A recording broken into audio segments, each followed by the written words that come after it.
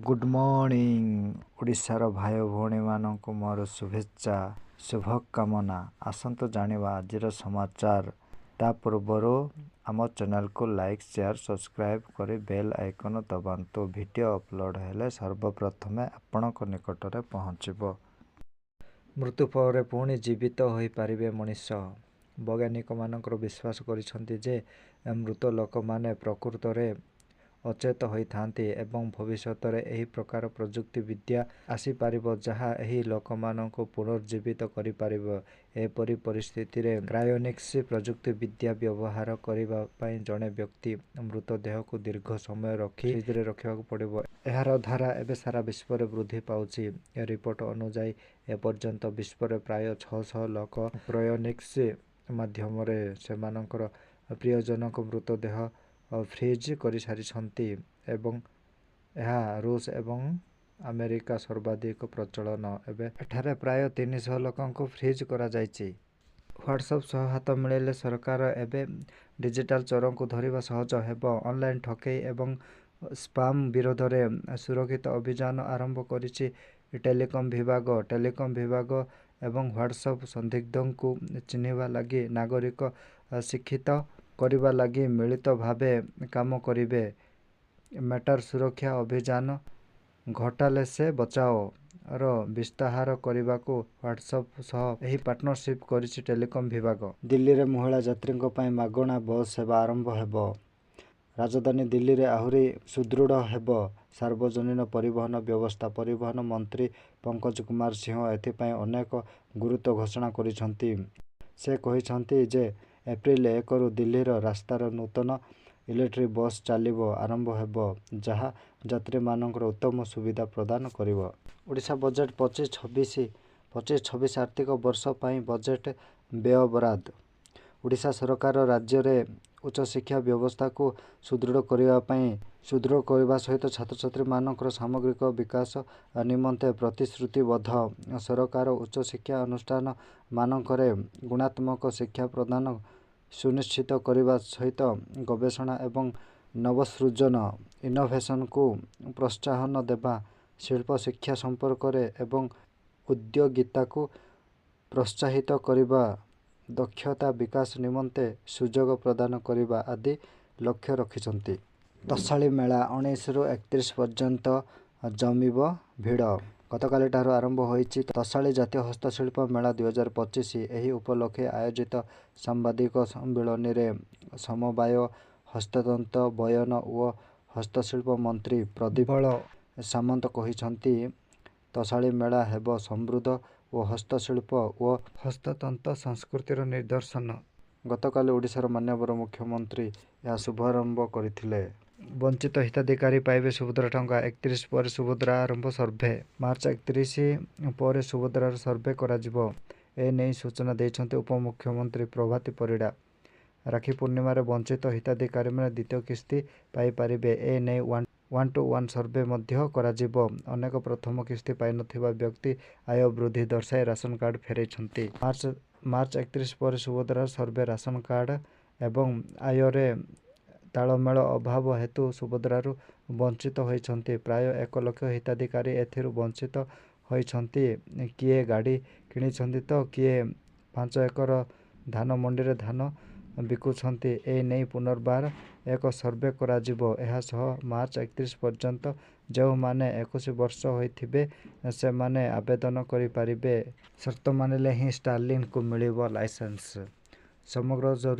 समस्त जरूरी गाइडलाइन मानिले जाई एलन मस्क कंपनी स्टारलिंक को भारतर कारोबार आरंभ करने पाई सरकारଙ୍କ ठारू मिलिबो लाइसेंस। केंद्र दूरसंचार मंत्री ज्योतिरादित्य सिंधिया यह कहिसंती। से कहिसंती जे उपभोक्तांकर हिसाब रे नीति तैयारी करिबा आमर लक्ष्य। आसला विश्वर खुशीर तालिका। जानतो भारतर स्थान केउठी।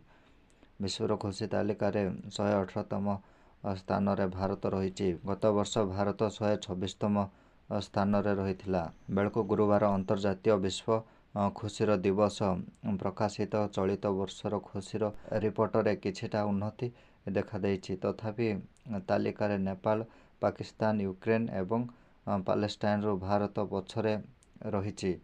ପୁଣି ସଫଳତା, ଗଡ଼ିଲା 30 ମାଓବାଦୀଙ୍କ ମୁଣ୍ଡ। ଛତିଶଗଡ଼ ସୁରକ୍ଷାକର୍ମୀ ବଡ଼ ସଫଳତା, ଗଡ଼ିଲା 30 ମାଓବାଦୀଙ୍କ ମୁଣ୍ଡ। ମାଲକାନଗିରି ଜିଲ୍ଲାର ସୀମାନ୍ତ ଛତିଶଗଡ଼ ବିଜାପୁର ଜିଲ୍ଲା ଗାଙ୍ଗପୁର ଜଙ୍ଗଲରେ ପୋଲିସ ମାଓବାଦୀ ମଧ୍ୟରେ ଜୋରଦାର ଗୁଳି ବିନିମୟ ହୋଇଥିଲା, ଯେଉଁଥିରେ କି ପୃଥକ ପୃଥକ 2ଟି ସ୍ଥାନରେ 30 ଜଣ ମାଓବାଦୀ ମୁଣ୍ଡ ଗଡ଼ିଥିବାର ସୂଚନା ମିଳିଛି। ଏହି ଅପରେସନ ବେଳେ ଜଣେ ଯବାନ ମଧ୍ୟ ଶହୀଦ ହୋଇଛନ୍ତି।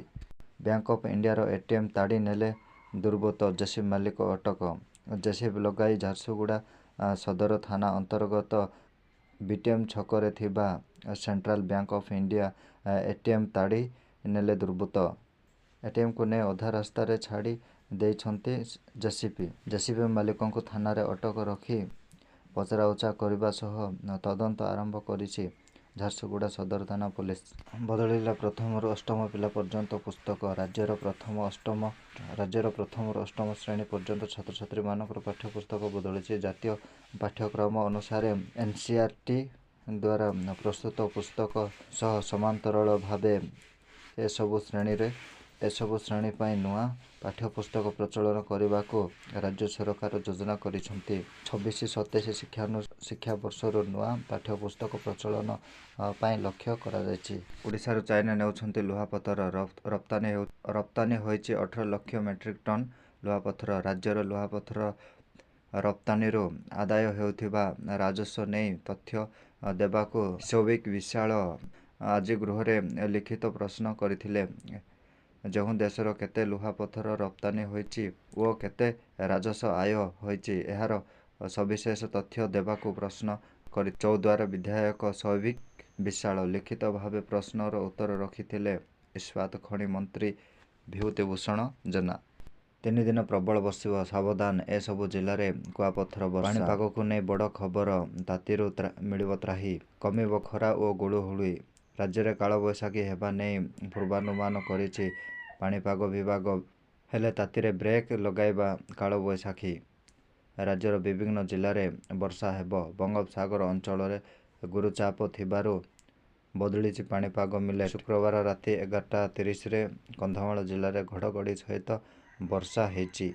ଓଡ଼ିଶା ଉପକୂଳସ୍ଥ ବଙ୍ଗୋପସାଗର ଅଞ୍ଚଳରେ ଗୁରୁଚାପ ପ୍ରଭାବରେ ରାଜ୍ୟ ମଧ୍ୟକୁ ପ୍ରଚୁର ଜଳୀୟବାଷ୍ପ ପ୍ରବେଶ ଏବଂ ଉତ୍ତପ୍ତ ଜଳବାୟୁ ସଂସ୍ପର୍ଶରେ ଆସି ଉପରି ଭାଗରେ ନିମ୍ନ ଚାପ ରେଖା ଉପସ୍ଥିତ ହିଁ କାଳବୈଶାଖୀ ପାଇଁ ଅତ୍ୟନ୍ତ ଅନୁକୂଳ ହେବ।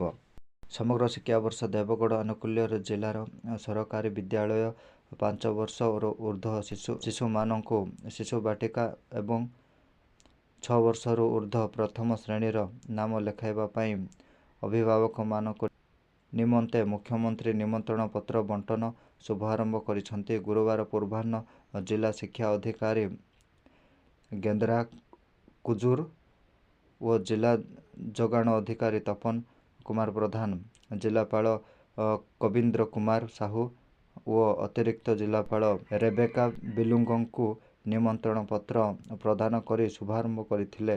ମହେଶୀ ମହିଳାକୁ 100 ସଲାମ। 4,000ରୁ ଅଧିକ ମୃତଦେହ କରିଛନ୍ତି ଅନ୍ତିମ ସଂସ୍କାର। ସାଜିଛନ୍ତି ସମସ୍ତଙ୍କ ପାଇଁ ପ୍ରେରଣା।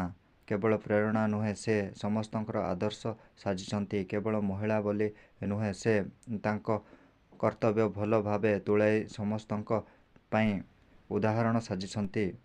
ଆମ ହିନ୍ଦୁ ଧର୍ମର ଅନୁଯାୟୀ ଯଦି ଜଣେ ମହିଳା ଅନ୍ତିମ ସଂସ୍କାର କରେ ତେବେ ତାଙ୍କୁ ଅସାମାଜିକ ଭାବେ ବିବେଚନା କରିବା ସହ ମହିଳାଙ୍କ ଏହି କାମ କରିବା ପାଇଁ ଦିଆଯାଇନଥାଏ।